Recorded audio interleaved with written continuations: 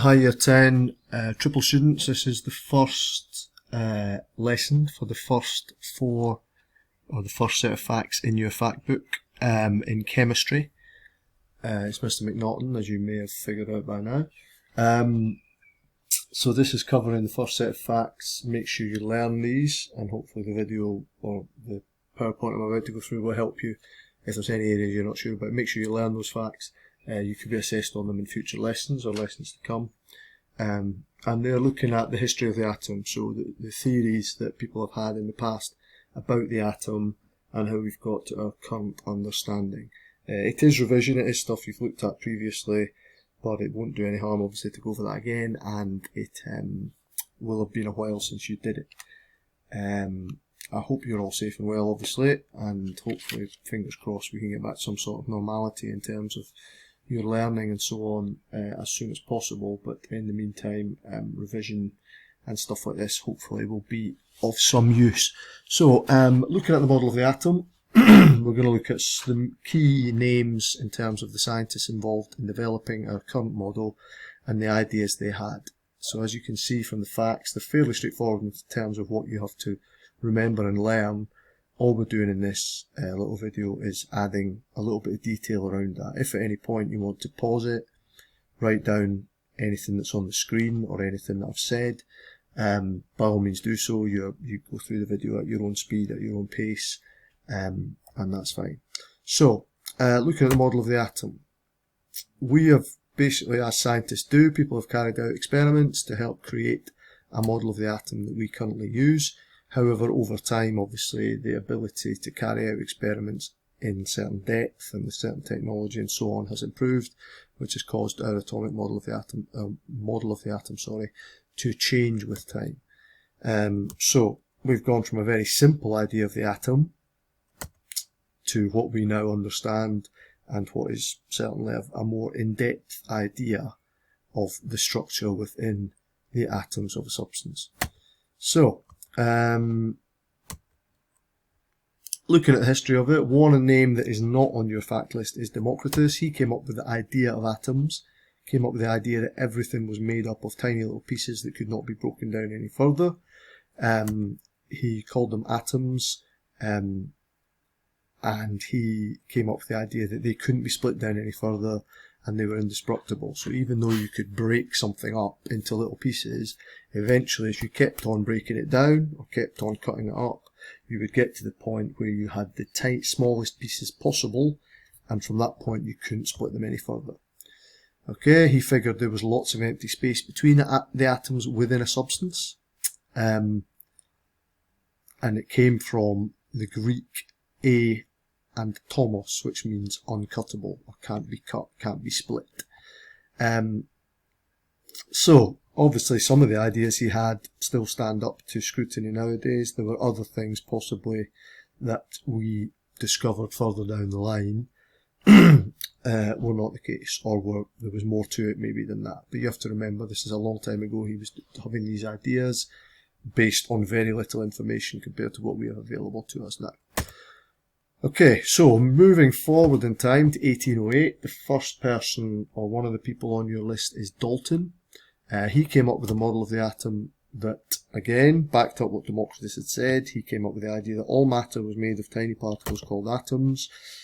Atoms were indivisible, they couldn't be split, and they couldn't be destroyed or broken up into anything smaller or anything like that. Very key point. So he came up with the idea of them being like billiard balls.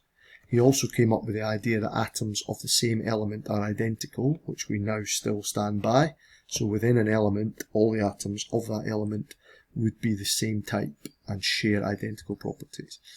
And that atoms of different elements would be different in some kind of way. He didn't have the information perhaps to know exactly how or why that would be, but he came up with the idea that if you have two different elements, they will be made up of their own types of atoms, which will be different to each other. Even though all the atoms within one element were all the same as each other, and all the atoms in the other element would be the same as each other, the atoms of the two different elements would be fundamentally different.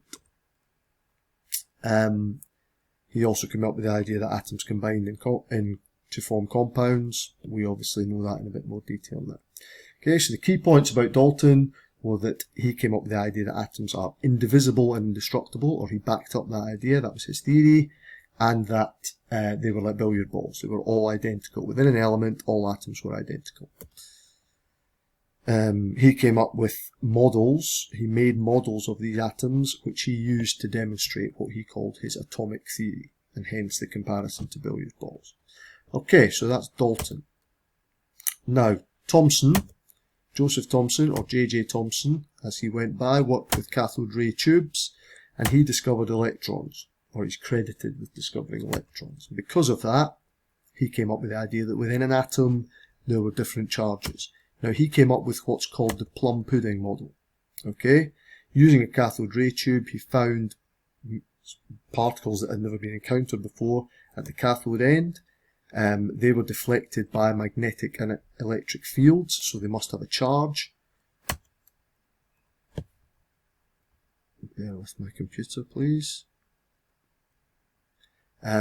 These particles had a negative charge, and they were then called electrons.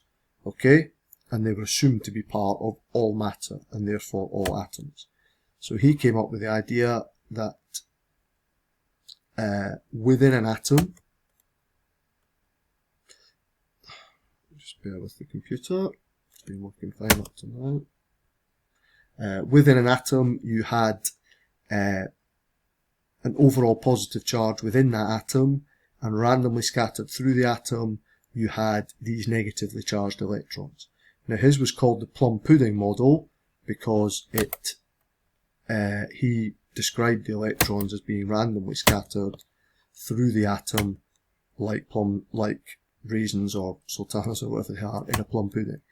Okay, so an overall positive charge through the atom and then randomly scattered these negatively charged particles. And it was called the plum pudding model because there was no pattern to how these negative charges were found. They were just randomly scattered, the same way that the little bits of fruit inside a plum pudding are randomly scattered. Okay, so that was Thomson's idea, the plum pudding model of the atom. You then have Earnest Rutherford. He did what's called the gold foil experiment, which is famous within chemistry, and that allowed him to come up with the idea that an atom is not a random scattering of things. You have a small positive nucleus in the centre, and then you have negative electrons around the outside, and that most of the atom was empty space. So he came up with this kind of idea, this kind of model of the atomic structure, with a positively charged nucleus in the middle, and negative charges all around the outside. But most of the atom, within those negative charges, was empty space. Now, his experiment involved firing radioactive alpha particles through gold foil and then detecting how they passed through that foil. And what he found was that most of them passed through without being deflected, and only particles that hit certain parts of the foil were deflected onto the screen that he used to detect them. Okay, and that's how he figured out most of an atom must be empty space, because most of them went through without changing course at all, only some of them were deflected.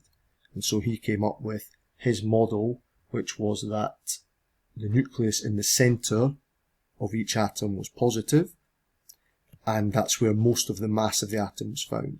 And then round the outside you had negative charges, as shown in the diagram there. Okay. So comparing that to the Thomson model, in the Thomson model you'd random negative charges where they would all pass straight through. In the Rutherford model, most of the particles went straight through, some of them were deflected back by this mass, this positive mass in the centre, and some of them were deflected away. And that's what he was able to deduce from his gold foil, or also sometimes called the alpha scattering experiment. Okay, now Niels Bohr, he made a very important discovery. He used quantum theory to show that electrons existed in different energy levels. So rather than just being randomly round the outside of the atom, as Rutherford had suggested, Bohr figured out, or he demonstrated, the electrons were found in different energy levels. So he came up with the idea that electrons are found in shells orbiting the nucleus. Different levels, different energy levels, or different shells.